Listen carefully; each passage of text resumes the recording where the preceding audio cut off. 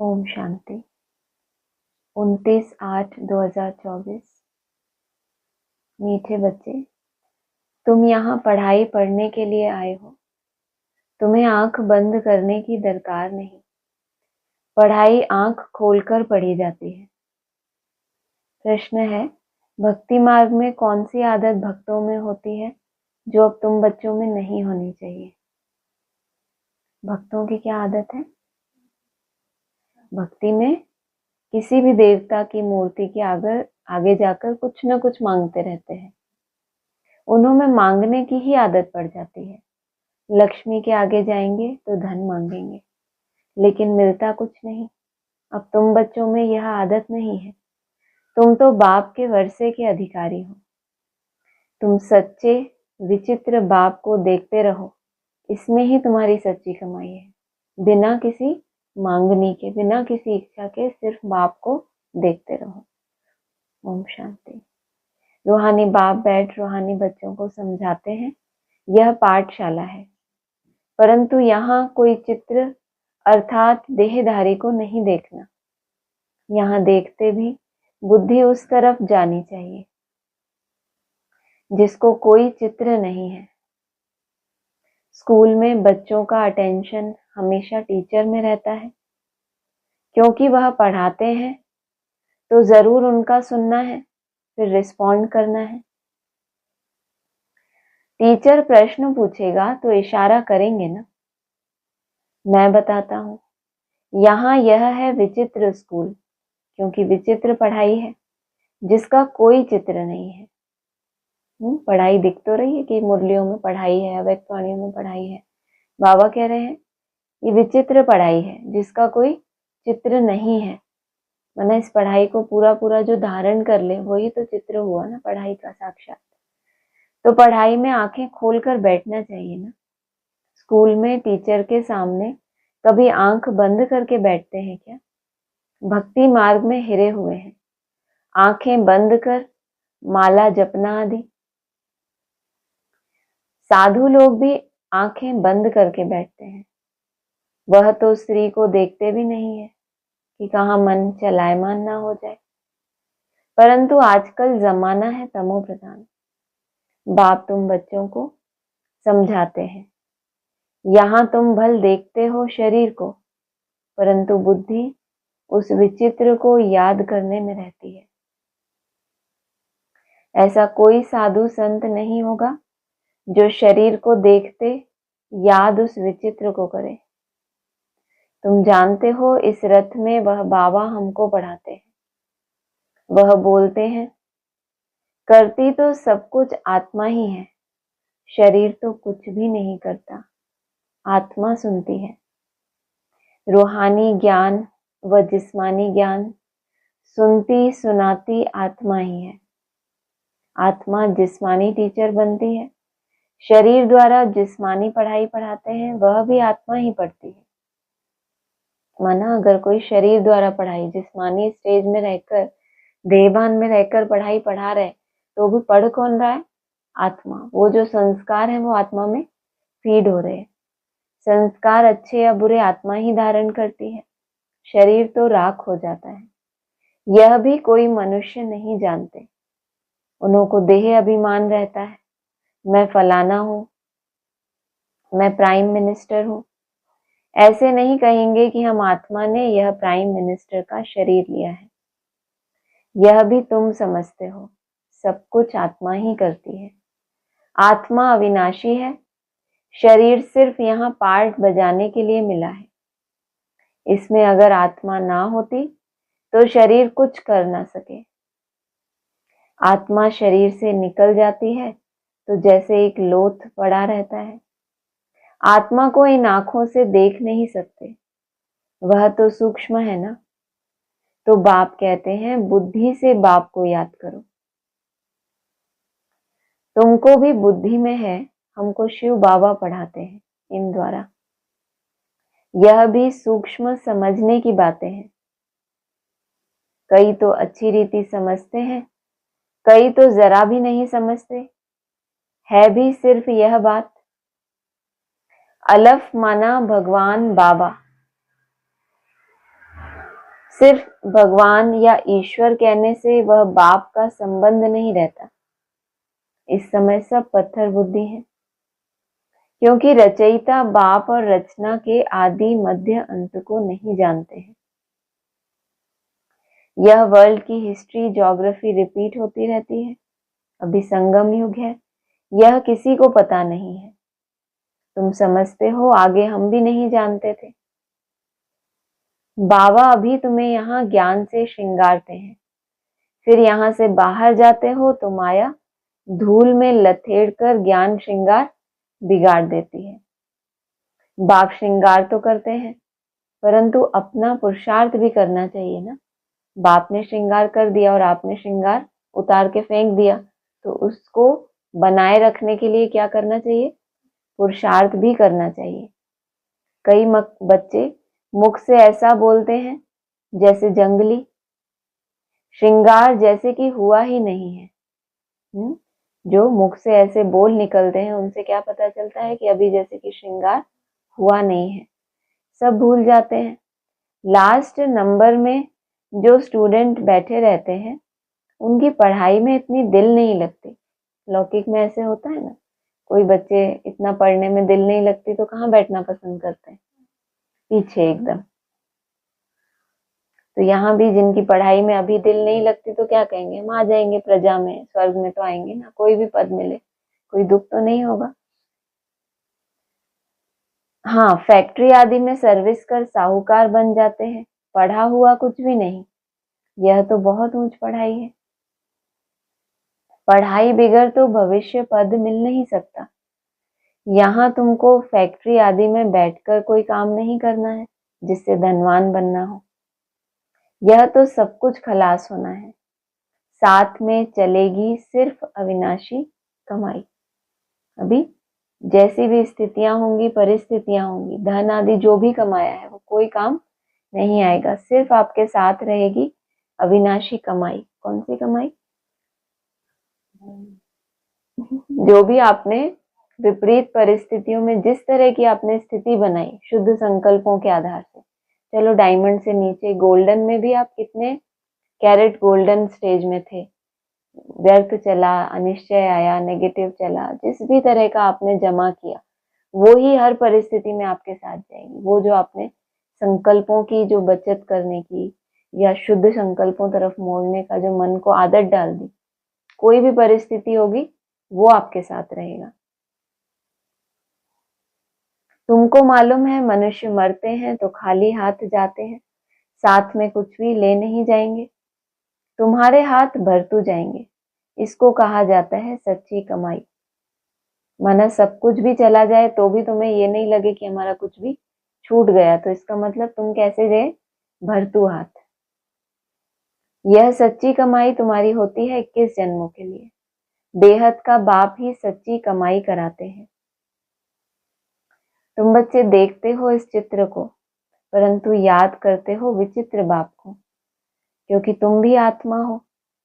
तो आत्मा अपने बाप को ही देखती है। तुम्हें भी अपना ये शरीर तो दिखता है, लेकिन याद किसको करते हो? आत्मा को। ऐसे ही बाप जो सामने दिखता है, लेकिन तुम याद किसको करते हो? विचित्र बाप को। चैतन्य में चित्र है, लेकिन याद किसको करते हो? विचित्र को। आत्मा अपने बाप को ही देखती है, उनसे पढ़ती है। आत्मा को और परमात्मा को तुम देखते नहीं हो, परंतु बुद्धि से जानते हो। हम आत्मा विनाशी हैं, यह शरीर विनाशी है। यह बाप भी भल सामने तुम बच्चों को देखते हैं, परंतु बुद्धि में है क्या है? बाप कैसे देखते हैं? कि हम आत्माओं को समझाते हैं। अभी बाप तुम बच्चों को जो सिखलाते हैं वह सच ही सच है, इसमें झूठ की रत्ती नहीं। बाप जो समझाते हैं उसमें झूठ की रत्ती नहीं है। तुम्हारी जो अपनी समझ है उस हिसाब से उसमें मिक्सचैरिटी हो सकती है, लेकिन बाप ने जो समझाया वो सच।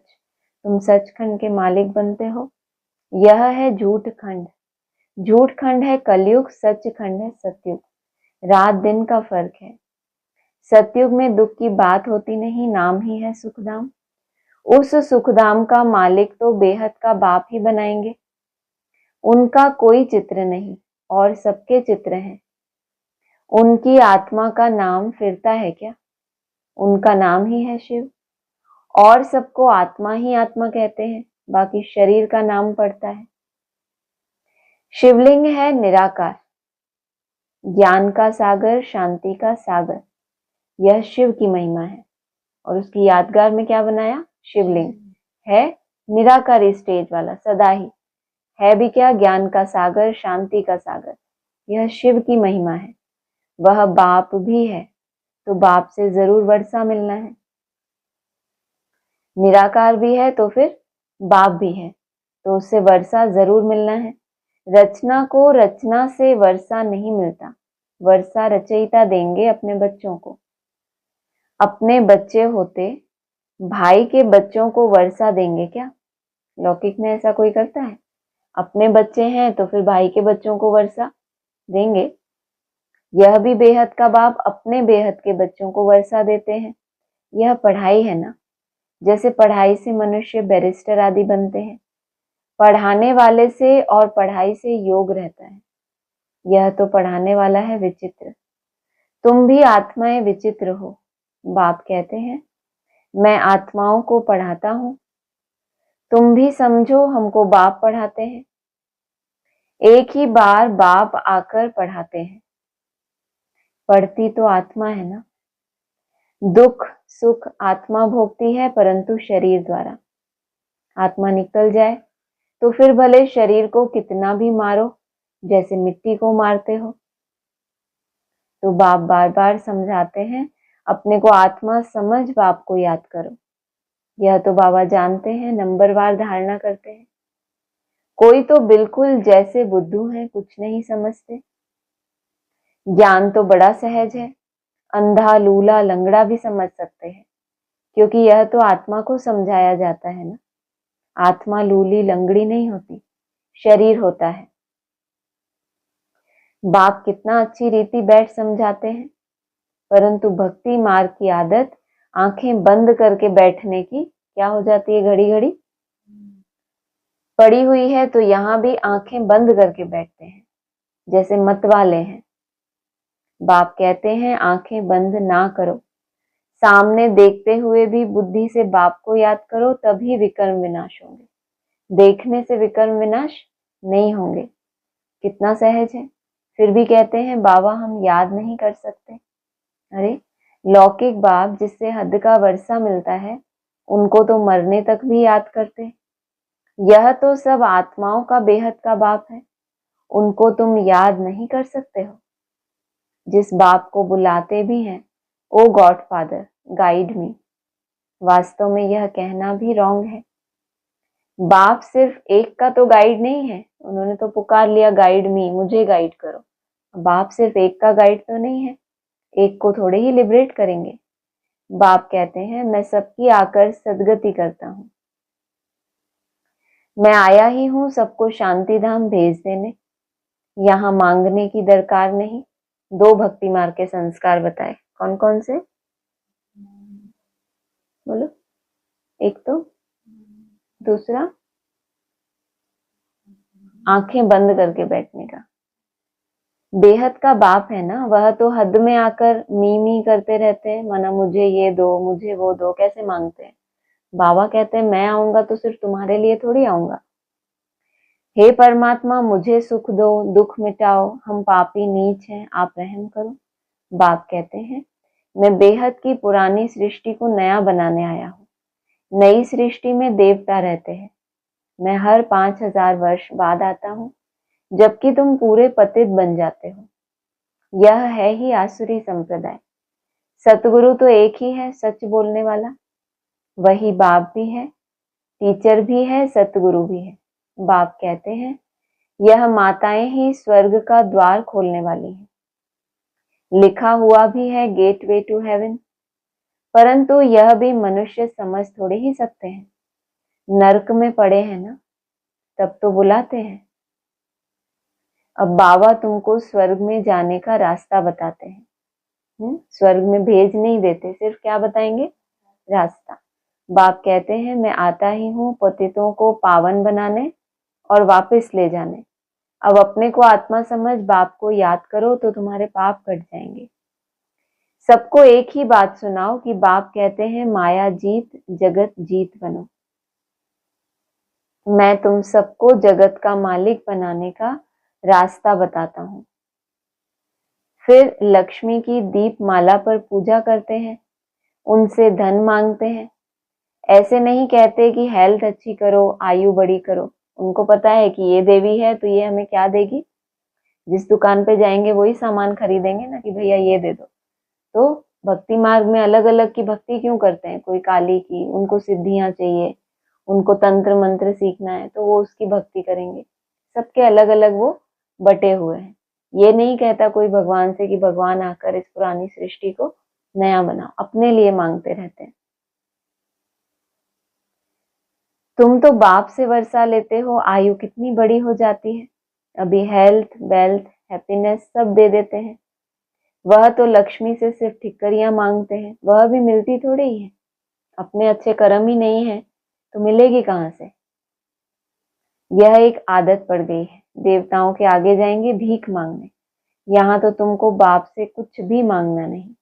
तुमको तो बाप कहते हैं मामेकम याद करने से मालिक बन जाएंगे, और सृष्टि चक्र को जानने से चक्रवर्ती राजा बन जाएंगे। दैवी गुण भी धारण करने हैं, इसमें कुछ बोलने की दरकार नहीं रहती। दैवी गुणों का धारण करने की सब्जेक्ट है, दैवी गुण वर्णन करने की सब्जेक्ट उतनी नहीं है। ये तो जितना जिस गुण के प्रति गहराई से मंथन चलता है, क्योंकि हर एक के अंदर अलग अलग कमजोरी है ना, कोई एक गुण की तो बात नहीं है। वो अपनी कमजोरी को चेक करके उसके ऊपर कितना मंथन करके उसको निकाले, फिर शुद्ध गुण को धारण करे, ये उसकी अपनी मेहनत है। जबकि बाप से स्वर्ग का वर्षा मिलता है, अभी तुम इनकी पूजा करेंगे क्या? तुम जानते हो हम खुद ही यह बनते हैं, फिर इन 5 तत्वों की क्या पूजा करेंगे? हमको विश्व की बादशाही मिलती है तो यह क्या करेंगे? अभी तुम मंदिर आदि में नहीं जाएंगे। बाप कहते हैं यह सब भक्ति मार्ग की सामग्री है। ज्ञान में तो है एक अक्षर मामेकम, याद करो। बस याद से तुम्हारे पाप कट जाएंगे, सतो प्रधान बन जाएंगे। तुम ही सर्वगुण संपन्न थे, फिर बनना पड़े। यह भी समझते नहीं पत्थर बुद्धियों से बाप को कितना माथा मारना पड़ता है। यह निश्चय होना चाहिए। यह बातें कोई भी साधु संत आदि बता ना सके सिवाय एक बाप के। यह कोई ईश्वर थोड़े ही है, यह तो बहुत जन्मों के अंत में है। कौन? जिसमें बाप प्रवेश करते हैं। मैं प्रवेश ही उनमें करता हूं जिसने पूरे 84 जन्म लिए हैं। गावड़े का छोरा था, फिर श्याम सुंदर बनते हैं। यह तो पूरा गावड़े का छोरा था, फिर जब कुछ साधारण बना तब बाप ने प्रवेश किया। क्या बोला? मैं प्रवेश ही उनमें करता हूं जिसने पूरे 84 जन्म लिए। गावड़े का छोरा था, फिर श्याम सुंदर बनते हैं। यह तो पूरा गावड़े का छोरा था। पहले क्या था? पूरा गावड़े का छोरा, फिर जब कुछ साधारण बना तो बाबा ने प्रवेश किया। माना पहले जो स्थिति थी उससे कुछ बेहतर हुई। हाँ, जो बोला है ना उस दिन भी की वो जन्म तो और भी अजामिल जैसा होना चाहिए, इस जन्म में तो फिर भी बाप को प्रवेश करना था तो फिर भी अच्छा है, ऐसा एक मुरली में आया। और उस जन्म में भी, एक ही जन्म में भी पहले ज्यादा गावड़े का छोरा फिर साधारण बना। जैसे लौकिक में ब्रह्मा बाबा की भी स्थिति पहले गावड़े के थे स्थूल रूप में भी, फिर कुछ साधारण बने, मना कमाई की एक अच्छी उनकी, मना अच्छे धनवान बने, क्योंकि भट्टी बननी थी, इतनों का समर्पण होना था तो धन की भी दरकार थी ना, तो गावड़े के छोरे से कुछ साधारण बने।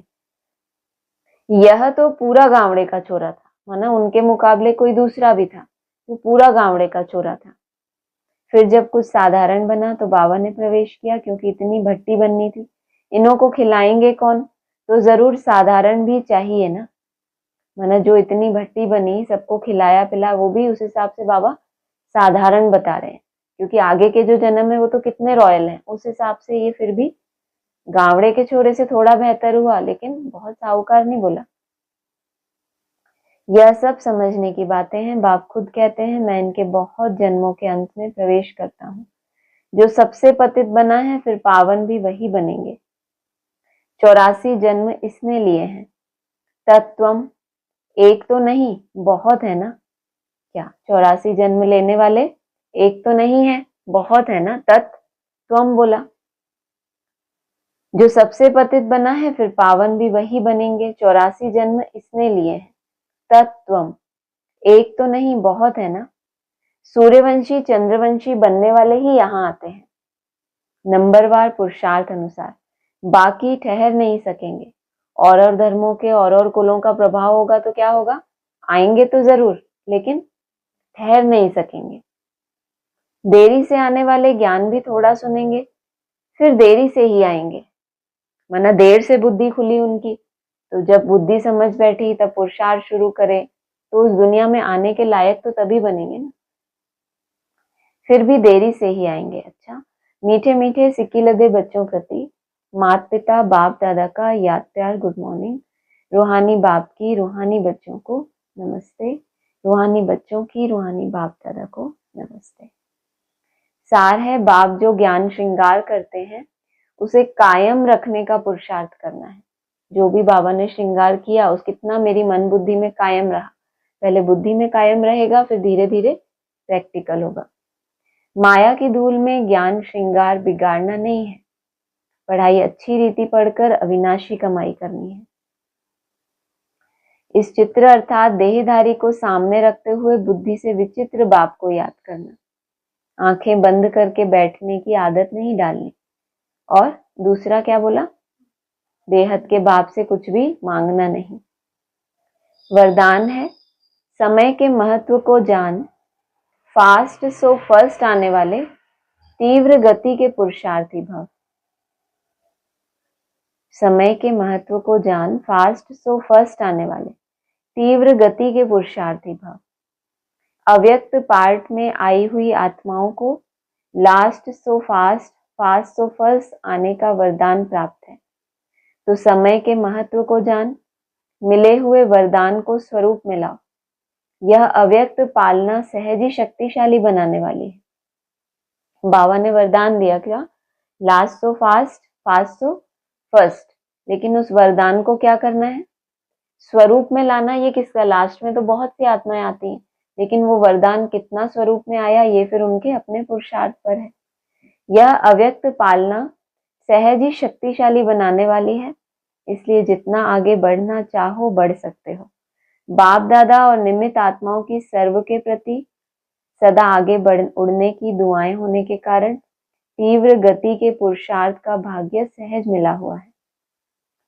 स्लोगन है, निराकार सो साकार के महामंत्र की स्मृति से निरंतर योगी बनो। माना बाबा कहते हैं ना, अगर बीज महीन रूप को याद नहीं कर सकते तो बड़े रूप को याद करो।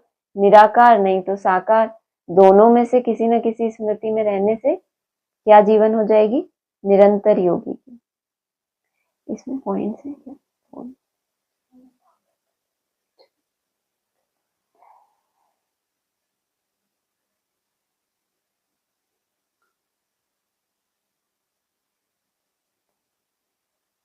आज साकार मुरली के पॉइंट्स हैं। 2/2/2023। बाप कहते हैं, मेरे लाडले सिक्की लदे बच्चों, 5000 वर्ष के बाद फिर से आकर तुम मिले हो। सिर्फ तुम ही बहुत बच्चे मिलते रहेंगे। राजधानी स्थापन करने में बहुत मेहनत लगती है। राजा रानी एक, फिर उनके बच्चे वृद्धि को पाएंगे। भारत में प्रिंस प्रिंसेस कितने होंगे, समझो 1,00,000-2,00,000 है। प्रजा होगी 40-50 करोड़। कहाँ, नई दुनिया की प्रजा 40-50 करोड़। और 1,00,000-2,00,000 कौन होंगे, प्रिंसेस, प्रिंस प्रिंसेस। तो मंजिल बहुत बड़ी है। यह बाप की कॉलेज है, तो कितना अच्छी रीति पुरुषार्थ करना चाहिए। 2 के बाद 10 के हैं।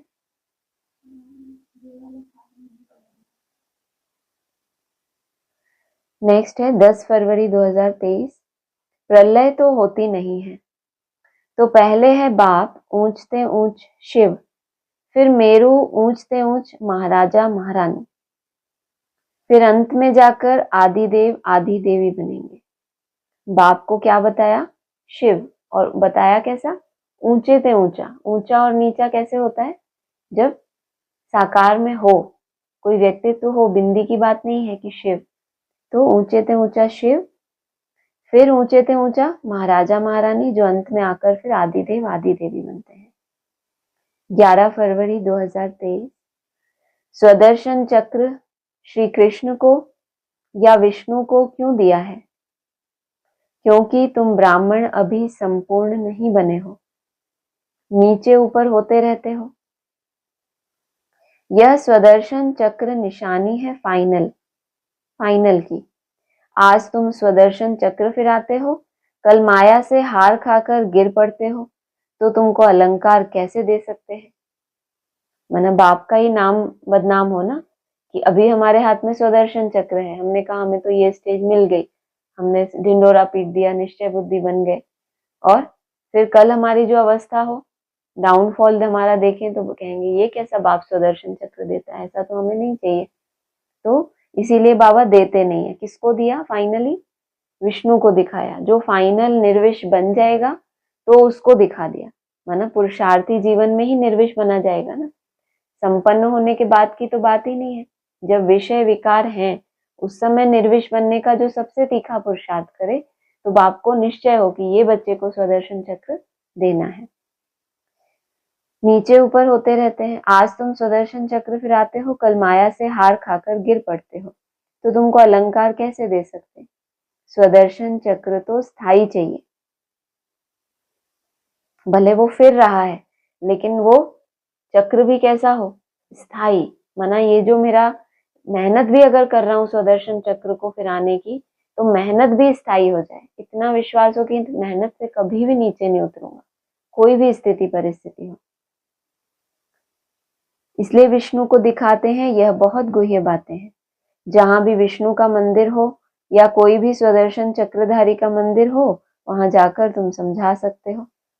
श्री कृष्ण को भी स्वदर्शन चक्र देते हैं। राधे कृष्ण युगल के चित्र में स्वदर्शन चक्र नहीं देते। अगला पॉइंट है, जो योग में रहेंगे उनकी आयु भी बढ़ेगी। जितनी आयु बढ़ेगी उतना अंत तक बाप से योग लगाए वर्षा लेंगे। माना ये जो देहभान को आत्माएं छोड़ रही हैं, वो क्यों आयु बढ़ाने चाहती हैं? कि उतना अंत तक डायरेक्ट बाप से भी सीखना है ना, उनसे योग लगा के फिर वर्षा लेना है। योग से तंदुरुस्ती को भी ठीक रखना है, ठीक करना है। इसलिए बाप कहते हैं योगी भव।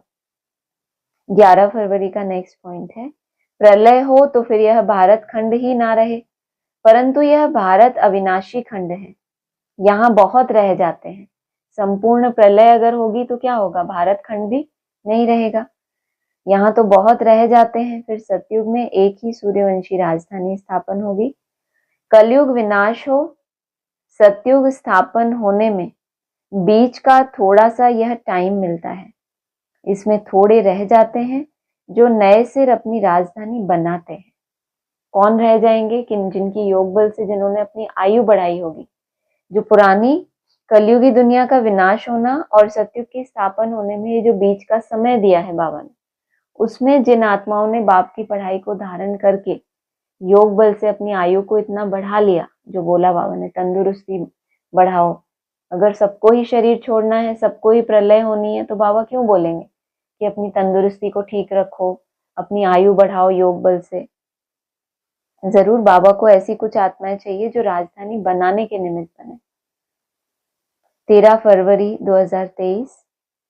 तुम जानते हो कृष्ण और राधे दोनों अलग अलग राजाई के थे।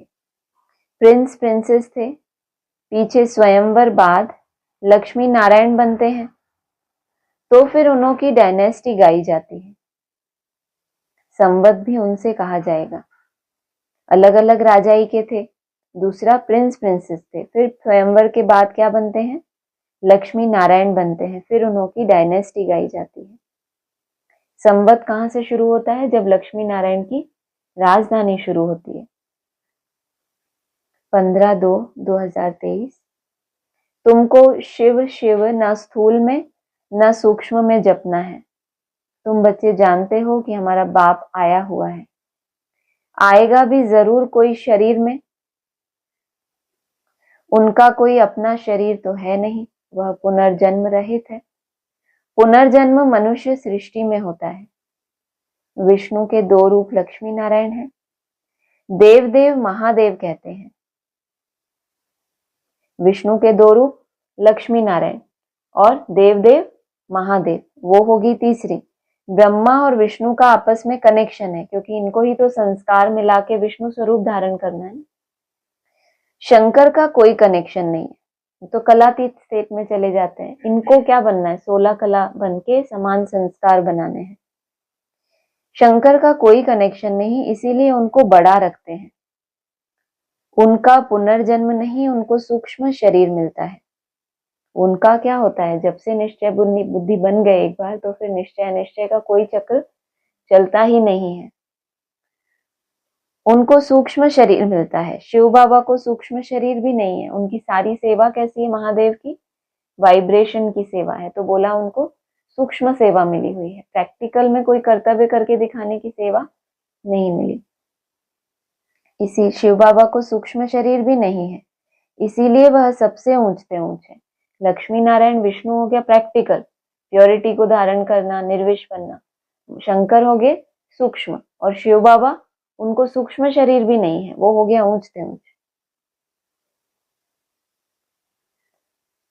17/2/2023। तुम स्टूडेंट ही गोप गोपियां हो। वास्तव में यह अक्षर सतयुग से निकला है।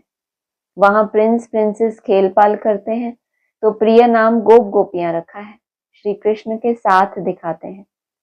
बड़े हो जाते हैं तो गोप गोपियां नहीं कहा जाता। होंगे तो सभी प्रिंस ना, मतलब गोप गोपियां नाम रखा है कि प्यार से, वहां प्रिंस प्रिंसेस खेल पाल करते हैं तो प्यार से गोप गोपियां नाम। बाकी ऐसा नहीं कि कोई ग्वाले थे, कोई ऐसे गाय चराते थे, बहुत गरीब थे कौन वो? एक्चुअल में गोप गोपियां प्रिंस प्रिंसेस। बड़े हो जाते हैं तो गोप गोपियां नहीं कहा जाता। होंगे तो सभी प्रिंस ना, कोई दास दासियां या बाहर के गावड़े के लोगों से तो नहीं खेलेंगे। श्री कृष्ण खेलेंगे तो किसके साथ खेलेंगे? किसके साथ खेलेंगे? प्रिंस प्रिंसेस के साथ खेलेंगे ना। कोई बाहर के लोगों के साथ, वहां तो दिखा दिया वो नदी में कूदे, वहां खेलने जाते थे। बाबा ने कहा कृष्ण इतना शोभनीक प्रिंस, वो अपने महल से बाहर क्यों जाएगा बाहर के गावड़ों में, यहाँ वहां खेलने के लिए?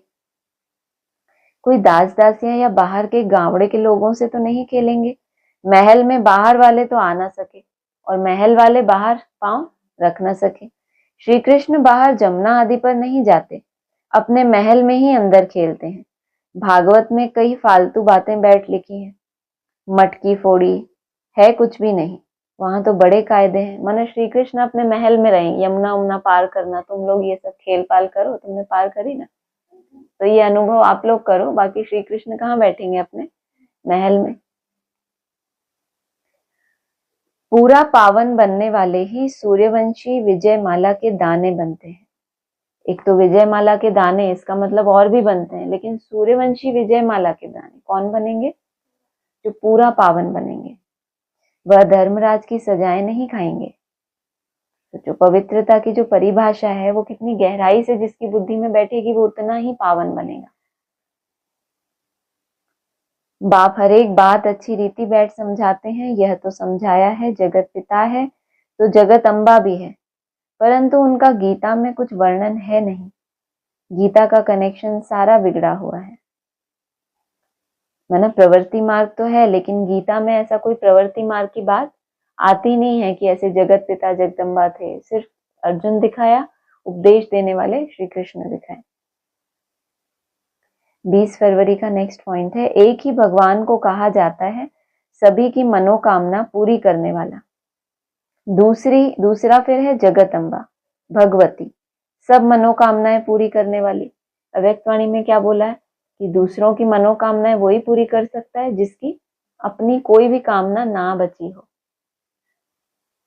तो पहला बाप भगवान, दूसरी भगवती जगत अम्बा, जगदम्बा कौन है?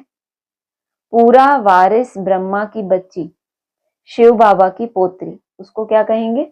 जगदम्बा, जो पूरा वारिस बने, ब्रह्मा की बच्ची और शिव बाबा की पोत्री। 27/2/2023। वह समझते हैं गॉड गॉडेस अलग है, ईश्वर अलग है। लक्ष्मी नारायण को भगवान भगवती कहते हैं, परंतु लॉ के विरुद्ध है। दुनिया में समझते हैं कि ईश्वर अलग है और ये जो प्रवृत्ति मार्ग में दिखाए जाते हैं गॉड गॉडेस, ये अलग हैं। लक्ष्मी नारायण को भगवान भगवती कहते हैं, परंतु लॉ के विरुद्ध है। भगवान क्या होता है? गॉड इज वन होता है ना, वह तो है देवी देवताएं। अगर लक्ष्मी नारायण को भगवान भगवती कहते तो ब्रह्मा विष्णु शंकर को पहले भगवान कहना पड़े। समझ भी चाहिए, लक्ष्मी नारायण तो बाद में बनते हैं, पहले पहले कौन सी मूर्तियां हैं? ब्रह्मा विष्णु शंकर। अच्छा, ओम शांति। ऑनलाइन किसी को कुछ बोलना है?